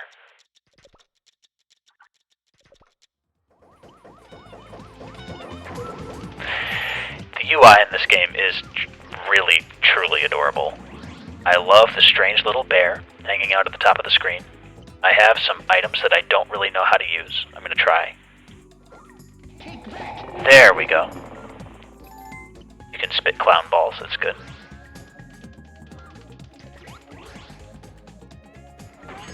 Robert has a Mr. Bucket mode.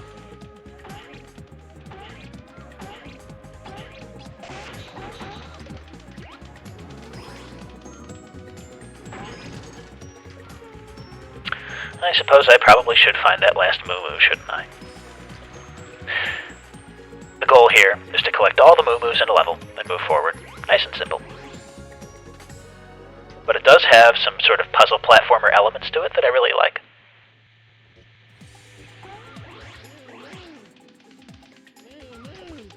Got 'em all. Oh, there he is, Baron Aloha. Can I shoot him? No.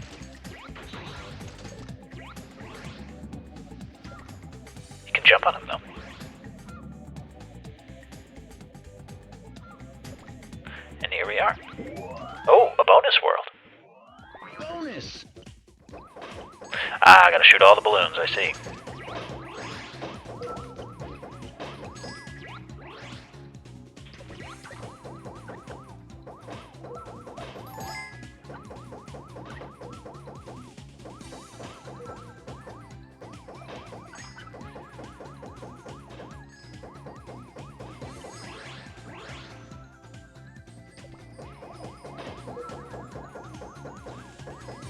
I do feel like the first-person aiming does make this a little too easy.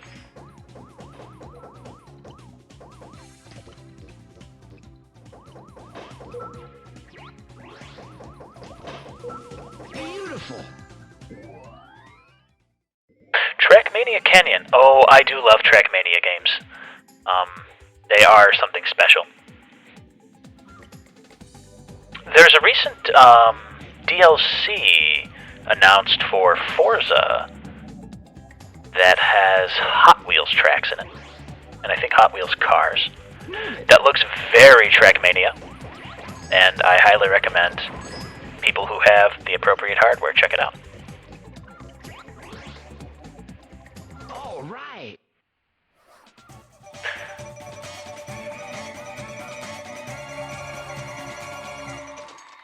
My kingdom for a Figma or Nendoroid of Robin. It'll never happen.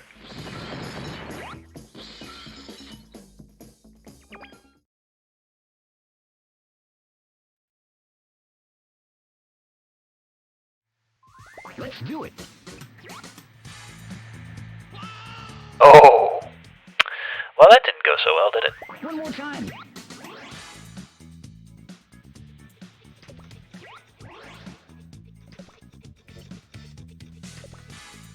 I love all the low-poly little props they have around. I don't know what it is, but the entire look of the game, which kind of reminds me of early, VR chat programs in the 90s. Oh, that burger was just waving at me. He wasn't doing anything wrong. Poor guy.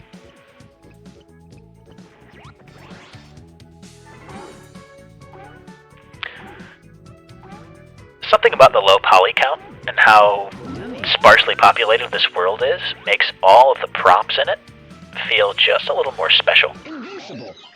Ooh, well, that's exciting. Got him!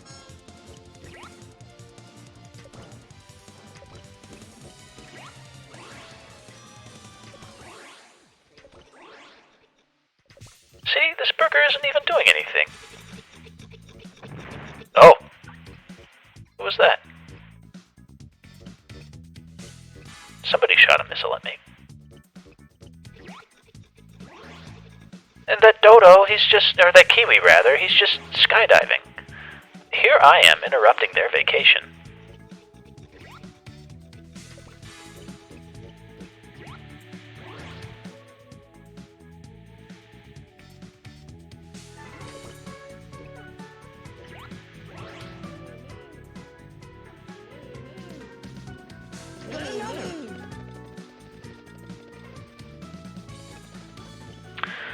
Oh, do I have to kill him? I really don't want to. Oh yeah, I guess, violence on Aqualounge, that's a thing to talk about. I'm not opposed to violent games, but I don't think I'm going to be bringing anything particularly gory to the table, just because that's not the vibe I want to go for, I don't think.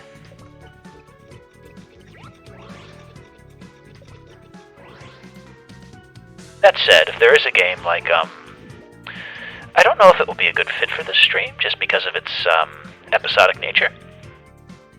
I don't think I'm going to be serializing a lot of games I play, so longer narrative games might be off the table, or at least discouraged. But games like The Silver Case, or Flower, Sun, and Rain, which I love dearly, even though they are very mature in their subject matter, do have a very striking aesthetic that I don't think would be out of place here. So I think my mileage is going to vary regarding violence. But if it comes to... Oh, there I go. Too bad. One more time!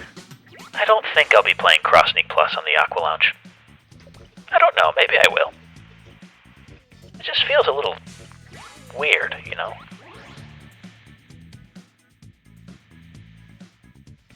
Hey, maybe it'll move a copy or two.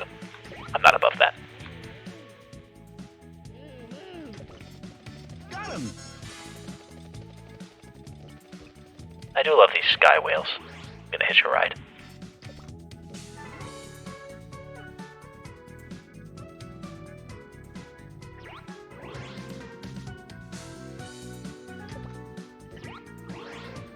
You know, I learned something really funny about the Tingle Tuner. Well, not the Tingle Tuner, about Wind Waker the other day.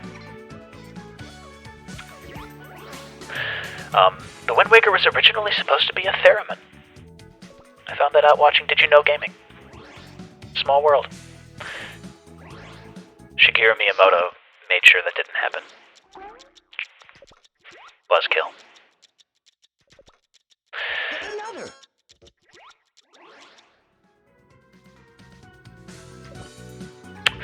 New Zachtronics game. I respect what Zachtronics does. I think their games are objectively design masterpieces that are very watertight, and there's nothing quite like them. I do not really enjoy playing them. They are not my thing. And so I probably won't be featuring the newest Zachtronics. That doesn't mean it's bad.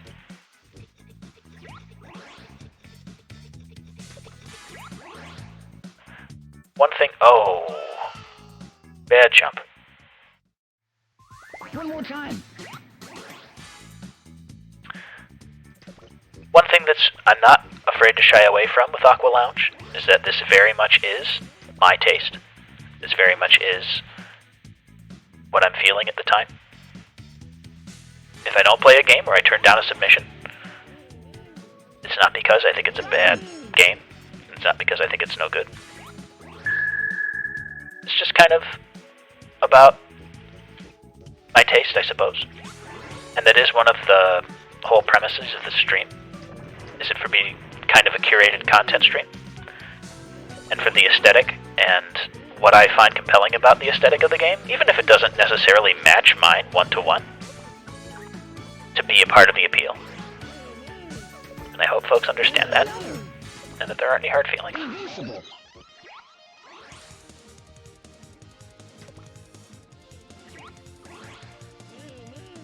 One left.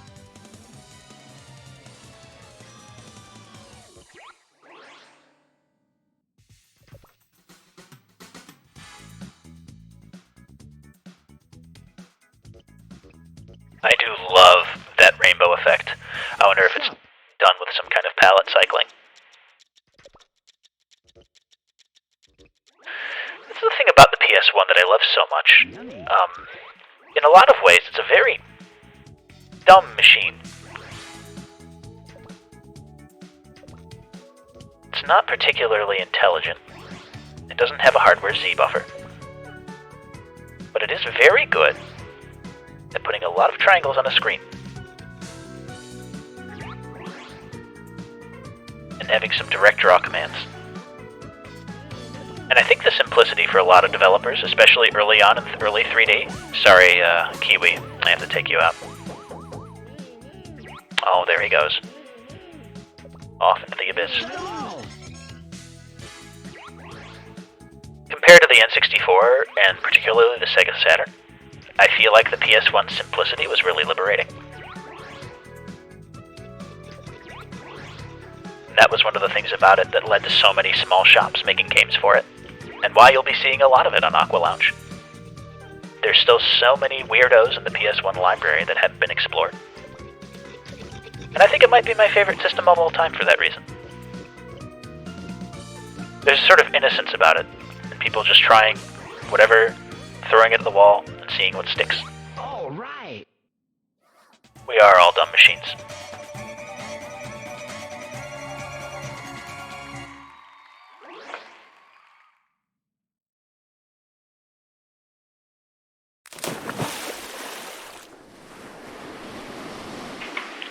And with that, my friends, I think the first Aqualounge has come to a close.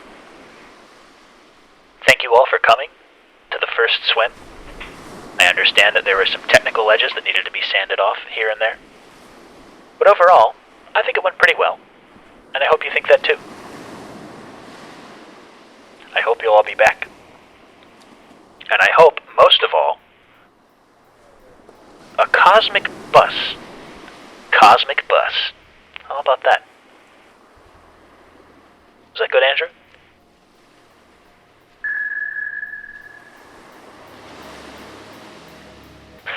But I hope, most of all, that you send anything that you think will be a great thing to feature on Aqualounge to the email address at aqualounge.tv@gmail.com. The future of this stream, I'm going to do my best to find things that I think are great to showcase, but a lot of it is going to depend on you too. I really look forward to everything you send in. Particularly, I want music and music videos from artists you think are cool. Don't just send me the files, give me a way to contact them. I don't want to run people's stuff without permission. I want to pay them for their work if necessary or applicable. I want to pay them for their work anyway.